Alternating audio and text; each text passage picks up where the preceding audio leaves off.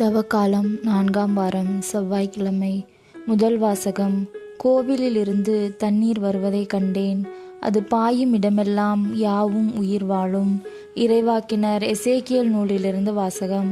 அதிகாரம் 47. இறைவார்த்தைகள் 1-9 மற்றும் 12. அந்நாட்களில் வானதுதர் என்னை கோவிலின் நுழைவாயிலுக்கு மீண்டும் அழைத்து வந்தார். அங்கு நான் கோவிலின் வாயிற்படியின் கீழிருந்து கிழக்கு நோக்கி தண்ணீர் வருவதை கண்டேன். ஏனெனில் கோவில் கிழக்கு நோக்கி இருந்தது. தண்ணீர் கோவில் மற்றும் பீடத்தின் தெற்கு பக்கத்திலிருந்து வந்தது. அவர் என்னை வடக்கு வாயில் வழியாக அழைத்து வந்து கிழக்கு நோக்கிய வெளிவாயிலின் வெளிப்பகுதிக்கு இட்டு சென்றார்.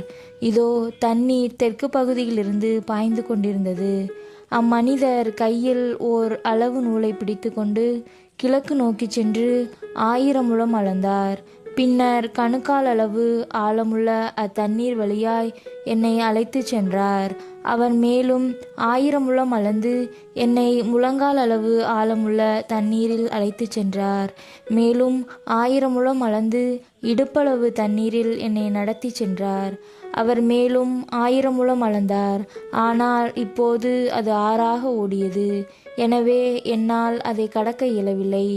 ஏனெனில் தண்ணீர் உயர்ந்து நீந்தி போகும் அளவுக்கு ஆழமுடையதாய் யாராலும் நடந்து கடக்க முடியாத ஆறாய் ஓடியது. அவர் என்னிடம், மானிடா, இதை பார்த்தாயா என்றார். பின்னர் அவர் என்னை ஆற்றின் கரைக்கு அழைத்துச் சென்றார்.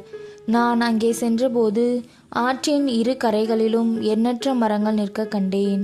அவர் என்னிடம் உரைத்தது, இத்தண்ணீர் கிழக்கு பகுதியை நோக்கி பாய்ந்து அராபாவில் சேர்கிறது. அங்கு அது கடலோடு கலக்கிறது. அது கடலோடு கலக்கையில் அத்தண்ணீர் அங்கு நல்ல தண்ணீராக மாறும். இந்த ஆறு பாயும் இடமெல்லாம் திரளான உயிரினங்கள் வாழும். அங்கு ஏராளமான மீன்கள் இருக்கும்.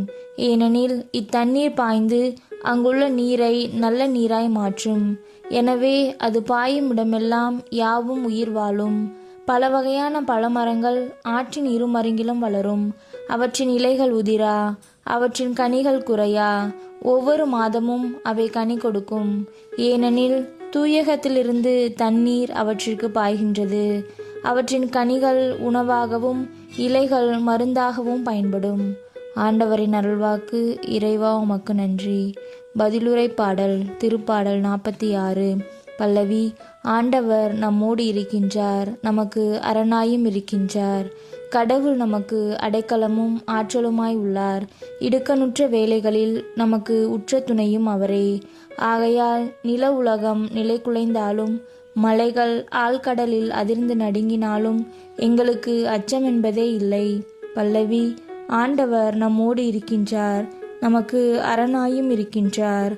ஆறு ஒன்று உண்டு, அதன் கால்வாய்கள் உன்னதரான கடவுளின் திரு உறைவிடமான நகருக்கு பேரின்பம் அளிக்கின்றன. அந்நகரில் நடுவில் கடவுள் இருக்கின்றார். அது ஒருபோதும் நிலை குலையாது. வைகறை தோறும் கடவுள் துணை அதற்கு உண்டு. பல்லவி. ஆண்டவர் நம்மோடு இருக்கின்றார், நமக்கு அரணாயும் இருக்கின்றார். படைகளின் ஆண்டவர் நம்மோடு இருக்கின்றார். யாக்கோபின் கடவுளே நமக்கு அரண். வாரீர், ஆண்டவரின் செயல்களை காணீர். அவர் உலகில் ஆற்றியுள்ள திகைப்பூட்டும் நிகழ்ச்சிகளை பாரீர். பல்லவி. ஆண்டவர் நம்மோடு இருக்கின்றார், நமக்கு அரணாயும் இருக்கின்றார். நற்செய்திக்கு முன் வசனம். கடவுளே, தூயதோர் உள்ளத்தை என்னுள்ளே படைத்தருளும். உம் மீட்பின் மகிழ்ச்சியை மீண்டும் எனக்கு அளித்தருளும். நற்செய்தி வாசகம். உடனே அம்மனிதர் நலமடைந்தார். யோவான் எழுதிய தூய நற்செய்தியிலிருந்து வாசகம். அதிகாரம் 5. இறைவார்த்தைகள் 1-3 மற்றும் 5-16 வரை. யூதர்களின் திருவிழா ஒன்று வந்தது. இயேசுவும் எருசலேமுக்கு சென்றார். எருசலேமில் ஆட்டு வாயிலுக்கு அருகில் 5 மண்டபங்கள் கொண்ட குளம் ஒன்று உண்டு. எபிரேய மொழியில் பெத்சதா என்பது அதன் பெயர். இம்மண்டபங்களில் உடல் நலமற்றோர், பார்வையற்றோர், கால் ஊனமுற்றோர், முடக்குவாதமுற்றோர் ஆகியோர் திரளாய் படுத்து கிடப்பர். 38 ஆண்டுகளாய் உடல் நலமற்றிருந்த ஒருவரும் அங்கு இருந்தார். இயேசு அவரை கண்டு நெடுங்காலமாக அவர் அந்நிலையில் இருந்துள்ளதை அறிந்து, நலம் பெற விரும்புகிறீரா என்று அவரிடம் கேட்டார். ஐயா, தண்ணீர் கலங்கும் போது என்னை குளத்தில் இறக்கிவிட ஆள் இல்லை. நான் போவதற்கு முன் வேறு ஒருவர் இறங்கி விடுகிறார் என்று உடல் நலமற்றவர் அவரிடம் கூறினார். இயேசு அவரிடம், எழுந்து உம்முடைய படுக்கையை எடுத்துக்கொண்டு நடந்து செல்லும் என்றார். உடனே அம்மனிதர் நலமடைந்து தம்முடைய படுக்கையை எடுத்துக்கொண்டு நடந்தார். அன்று ஓய்வு நாள். யூதர்கள் குணமடைந்தவரிடம், ஓய்வு நாளாகிய இன்று படுக்கையை எடுத்துச் செல்வது சட்டத்திற்கு எதிரான செயல் என்றார்கள். அவர் மறுமொழியாக, என்னை நலமாக்கியவரே, உம்முடைய படுக்கையை எடுத்துக்கொண்டு நடந்து செல்லும் என்று என்னிடம் கூறினார் என்றார். படுக்கையை எடுத்துக்கொண்டு நடந்து செல்லும் என்று உம்மிடம் கூறியவர் யார் என்று அவர்கள் கேட்டார்கள். ஆனால் நலமடைந்தவருக்கு அவர் யார் என தெரியவில்லை. ஏனெனில் அவ்விடத்தில் மக்கள் கூட்டமாயிருந்ததால் இயேசு அங்கிருந்து நழுவி போய்விட்டார். பின்னர் இயேசு நலமடைந்தவரை கோவிலில் கண்டு, இதோ பாரும், நீர் நலமடைந்துள்ளீர்.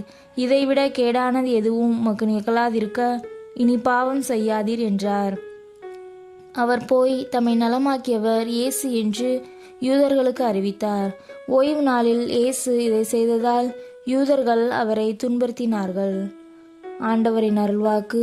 கிறிஸ்துவே உமக்கு புகழ்.